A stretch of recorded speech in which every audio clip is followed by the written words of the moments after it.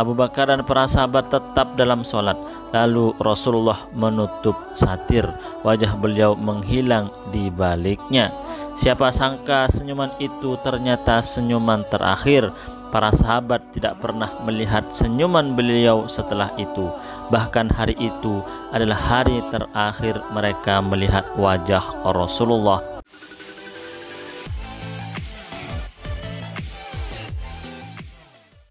Selama sakit, Rasulullah SAW masih menyempatkan membagi waktu kepada istri-istri beliau. Mereka berjumlah 9, akan tetapi kian hari sakit Rasulullah semakin parah. Beliau pun meminta izin untuk dirawat di rumah Sayyidah Aisyah. Istri-istri Rasulullah mengizinkan, lalu pindahlah beliau ke rumah Sayyidah Aisyah. Beliau dipapah oleh Fadl bin Abbas dan Ali bin Abi Thalib dengan kepala diikat. Rasulullah menghabiskan sisa hidupnya di rumah Sayyidah Aisyah. Meski sakit parah, Rasulullah tetap mengimami sholat 5 waktu di masjid.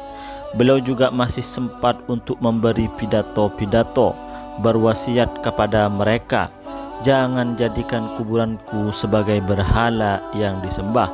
Begitulah pesan Rasulullah SAW. Beliau juga mempersilahkan kepada para hadirin untuk membalas beliau kalau selama hidup beliau punya salah, baik berupa perbuatan atau ucapan. Beliau berkata, "Siapa saja yang pernah aku pukul punggungnya, ini punggungku, balaslah. Siapa saja yang pernah aku caci kehormatannya, ini kehormatanku, balaslah." Para sahabat terdiam. Lalu ada seorang sahabat yang angkat bicara bahwa Rasulullah punya hutang 3 dirham kepadanya. Rasulullah pun meminta kepada Fadl untuk memberikannya. Selain itu, Rasulullah juga berwasiat tentang sahabat Ansor. Beliau meminta kepada hadirin agar sahabat Ansor disayangi, jangan sampai dilukai.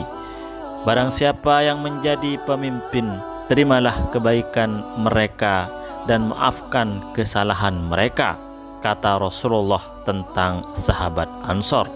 Di akhir pidatonya, Rasulullah berkata, "Sesungguhnya ada seorang hamba yang diberi pilihan oleh Allah antara kebahagiaan dunia dan apa yang ada di sisinya. Tapi hamba itu memilih apa yang ada di sisinya." Maka menangislah Abu Bakar As-Siddiq. "Ayah dan ibu kita menjadi tebusanmu," ucap lirih Abu Bakar. Rasulullah SAW ikut menangis. Para sahabat memperhatikan Abu Bakar heran, kenapa Abu Bakar seperti itu padahal tidak ada apa-apa. Ternyata Abu Bakar menangkap ada makna lain dari ucapan Rasulullah itu, bahwa yang diberi pilihan itu adalah Rasulullah. Rasulullah memilih apa yang ada di sisi Allah, meninggalkan dunia fana ini, berarti tidak lama lagi akan berpisah dengan Rasulullah. Itulah yang membuat Abu Bakar mencucurkan air mata. 4 hari sebelum Rasulullah wafat, Rasulullah tidak bisa mengimami sholat. Kala itu waktu sholat Isya sudah berkumandang, namun sakit Rasulullah sedang parah-parahnya. Beliau tidak bisa keluar menuju masjid. "Apakah para sahabat sudah sholat?" tanya Rasulullah. "Belum wahai Rasulullah, mereka menunggumu," jawab Sayyidah Aisyah. Lalu Rasulullah SAW meminta agar disiapkan air di sebuah bejana. Lalu beliau mandi. Ketika selesai dan ingin bangkit, beliau tidak sadarkan diri dan terus seperti itu sampai 3 kali. Maka terpaksa beliau menyuruh Abu Bakar untuk mengimami sholat. Maka para sahabat sholat Isya dan Abu Bakar sebagai imam. Selama hidup Rasulullah, Abu Bakar menjadi imam sebanyak 17 sholat. 2 hari sebelum Rasulullah wafat, Rasulullah merasa sakitnya sedikit ringan. Maka beliau keluar untuk sholat duhur dengan dipapah 2 orang. Sedangkan Abu Bakar sedang menjadi imam sholat. Ketika Abu Bakar melihat Rasulullah, Abu Bakar ingin mundur. Rasulullah memberi isyarat agar jangan mundur. Rasulullah meminta kepada orang yang memapahnya agar didudukkan di samping Abu Bakar. Mereka mendudukkan Rasulullah di samping kiri mertua Rasulullah itu. Maka Abu Bakar sholat dengan mengikuti sholat Rasulullah, juga mengeraskan takbir untuk para sahabat. Fajar merekah, sholat subuh sudah tiba, saatnya bermunajat kepada Sang Pencipta. Hari itu adalah hari Senin. Seperti biasa, Abu Bakar menjadi imam dan para sahabat sholat di belakang. Mereka khusyuk, bacaan dalam sholat benar-benar mereka tadabburi. Tiba-tiba Rasulullah membuka satir kamar Sayyidah Aisyah, melihat pada para jemaah. Para sahabat Rasulullah terkejut bahagia.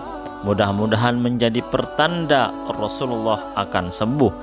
Mereka menatap wajah Rasulullah lunglai seperti kertas. Rasulullah tersenyum, membuat hati para sahabat semakin bahagia. Saking bahagianya, rasa-rasanya mereka ingin membatalkan sholat. Abu Bakar juga melihat Rasulullah. Abu Bakar ingin mundur agar Rasulullah maju menjadi imam, tapi tangan Rasulullah memberi isyarat jangan mundur, tetap melanjutkan dan menyempurnakan sholat. Abu Bakar dan para sahabat tetap dalam sholat. Lalu Rasulullah menutup satir, wajah beliau menghilang di baliknya. Siapa sangka senyuman itu ternyata senyuman terakhir. Para sahabat tidak pernah melihat senyuman beliau setelah itu. Bahkan hari itu adalah hari terakhir mereka melihat wajah Rasulullah, karena sekitar waktu duha Rasulullah Shallallahu Alaihi Wasallam wafat. Itulah pandangan terakhirku untuk Rasulullah, ucap sahabat Anas mengenang